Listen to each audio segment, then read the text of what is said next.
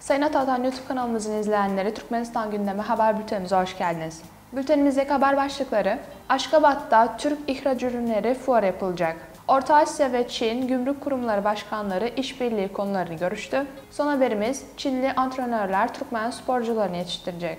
İlk haberimiz: Aşkabat'ta Türk ihraç ürünleri fuarı yapılacak. Türkiye Cumhuriyeti'nin Aşkabat Büyükelçisi Togan Aral ile Türkmenistan Ticaret ve Sanayi Odası Başkanı Meryem Gurdov arasında bir toplantı gerçekleştirildi. Türkmenistan Sanayi ve Ticaret Odası'ndan yapılan açıklamaya göre Büyükelçi öncelikle Türkmenistan Ticaret ve Sanayi Odası Başkanı'nı önemli ve sorumlu bir göreve atanmasından dolayı tebrik etti. Toplantıda Türkmenistan ile Türkiye Cumhuriyeti arasındaki dost, Türkmen-Türk ilişkilerinin daha da güçlendirilmesi, sürekli geliştirilmesi konuları ele alındı. Tarihi kökleri yüzyıllar öncesine dayanan iki dost ülke, işbirliğinin önceliklerini görüştü. 6-8 Aralık 2023 tarihlerinde Aşkabat'ta gerçekleştirilecek Türkiye Cumhuriyeti İhraç Ürünleri Fuarı'na ilişkin organizasyonel konularda görüşüldü. Bahsi geçen ve bu sene 10.'su yapılacak olan fuarda inşaat teknolojileri, inşaat makineleri, kapı pencere ve aksesuar, ısıtma, soğutma, yalıtım, izolasyon, banyo ve seramik, elektrik ve aydınlatma, çatı ve duvar sistemleri, cephe ve duvar kaplamaları, kozmetik kimya, değirmen makineleri, gıda ve gıda işleme makineleri, tarım, ambalaj, ev tekstili, mobilya ve aksesuarları, otel ekipmanları alanlarında pek çok ürün sergilenecek. Meridyen Uluslararası Fuarcılık uzun yıllardan beri Aşkabat'ta fuar düzenlemektedir ve bu fuar uzun yıllardan beri Aşkabat'ta fuar düzenlemekte olan Meridyen Uluslararası Fuarcılık tarafından düzenlenecek. Sıradaki haberimiz: Orta Asya ve Çin Gümrük Kurumları Başkanları işbirliği konularını görüştü.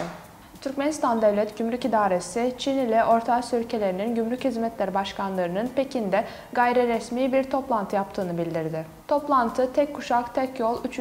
Uluslararası İşbirliği Forumu ile aynı zamana denk gelecek şekilde planlandı ve Çin ile Orta Asya ülkelerinin gümrük hizmetleri başkanlarının 21 Nisan 2023'te gerçekleştirdiği çevrimiçi toplantısının devamı niteliğini taşıdı. Toplantıda Tek Pencere Projesi çerçevesinde işbirliği, Çin ile Orta Asya ülkeleri arasındaki sınır kontrol noktalarının yönetimi, gümrük, risk yönetimi, müdahalesiz denetim alanında deneyim alışverişi konuları ele alındı. Toplantının ardından taraflar Tek Kuşak Tek Yol girişiminin aktif gelişimini kolaylaştırmak için görüşülen konuların pratik uygulamasını hızlandırma konusunda anlaştılar. Bilindiği üzere Tek Kuşak Tek Yol 3. Uluslararası İşbirliği Forumu kapsamında Türkmenistan ile Çin arasında gümrük alanında işbirliğine ilişkin yetkilendirilmiş ekonomik operatör sisteminin yeteneklerinin geliştirilmesine yönelik mutabakat zaptı imzalanmıştı. Son haberimiz: Çinli antrenörler Türkmen sporcularını yetiştirecek. Türkmenistan gazetesinin haberine göre Çin Halk Cumhuriyeti Spor Bürosu Genel Müdürü Gao Zidan, Türkmenistan Devlet Beden Eğitimi ve Spor Komitesi yetkilileri ile video konferans sistemi aracılığıyla görüşmelerde bulundu. Müzakereler 3. Kuşak ve Yol Forumu çerçevesinde gerçekleşti.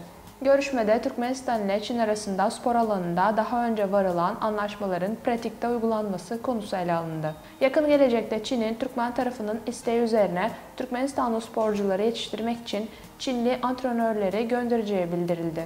Toplantıda Gao Zidan, Türkmen sporcuların geçtiğimiz günlerde Çin'de düzenlenen ve ülkenin 88 temsilciyle temsil edildiği 19. Asya oyunlarındaki başarılı performansına dikkat çekti. Çin Spor Bürosu Başkanı'na göre judocular ve güreşçiler etkileyici sonuçlar elde etti. Taraflar ayrıca spor hareketini yaygınlaştırmak ve Aşkabat ile Pekin arasındaki spor işbirliğini geliştirmek için taraflar arasındaki diyaloğu sürdürmek için çalışmaya karşılıklı olarak hazır olduklarını doğruladılar. Sayın Atatan YouTube kanalımızın izleyenleri, Türkmenistan ile ilgili Türkçe haberlerimizi atatanturkmenistan.com haber sitemizden takip edebilirsiniz.